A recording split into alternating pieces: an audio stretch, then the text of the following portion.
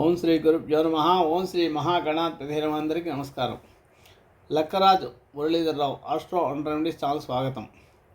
ముందుగా అందరికీ పరాభవనామ సంవత్సర శుభాకాంక్షలు. ఈ వీడియోలో పరాభవనామ సంవత్సరంలో పూర్వభాద్ర నక్షత్రం వారికి కందాయ ఫలాల గురించి తెలుసుకుందాం, ఎలాంటి ఫలితాలు ఇస్తాయనేది. పూర్వభాద్ర నక్షత్ర జాతకుల కందాయ ఫలాలు 2026-27లో 4-2-1గా వచ్చాయి. కందాయ ఫలాలు తెలుసుకునే ముందు ఇవి ఎలా పరిశీలించాలో ముందు తెలుసుకుందాం. కందాయ ఫలాలు ఒక్కొక్క సంఖ్య 4 మాసాల ఫలితాలను సూచిస్తాయి. 3 సంఖ్యలు ఉంటాయి. ఒకవేళ ఒక సంఖ్య బేస్ సంఖ్యలు వస్తే ఆ సంఖ్యలు బేస్ సంఖ్యలు అయితే ధనలాభాన్ని, సంఖ్యలు అయితే సామాన్య ఫలితాలను, 0 అయితే శూన్య ఫలితాన్ని సూచిస్తాయి. 0 కనుక మొదటి సంఖ్య అయితే అనారోగ్యాన్ని, రెండవ సంఖ్య 0 అయితే భీతిని, మూడవ సంఖ్య 0 అయితే ధన వ్యయాన్ని సూచిస్తాయి. ఇలా చూసుకోవాల్సి ఉంటుంది. పూర్వభాద్ర వారికి 4-2-1గా వచ్చాయి. అంటే సమసంఖ్య బేస్ సంఖ్యలుగా ఉన్నాయి.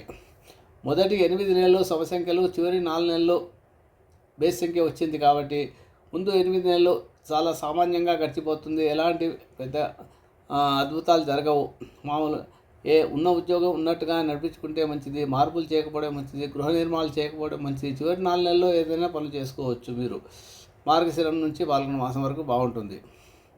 కాబట్టి ఈ విషయాన్ని జాగ్రత్తగా గమనించాలి.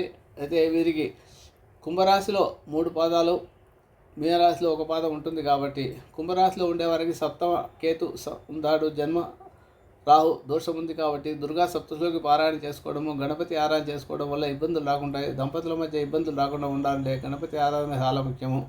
అర్ధనారీశ్వరుడు స్తోత్ర పారాయణ చేసుకోవడము, అలాగే ఏలినాటి శని ప్రభావం కూడా ఉంది. కాబట్టి రుద్రాభిషేకం చేసుకోవడము, శనిగ్రహానికి సంబంధించిన నీలాంజన సమావాసం అనే స్తోత్రాన్ని రోజు 19 సార్లు కానీ 27 సార్లు జపం చేసుకోవడం వల్ల శని దోషాలు తొలుగుతాయి.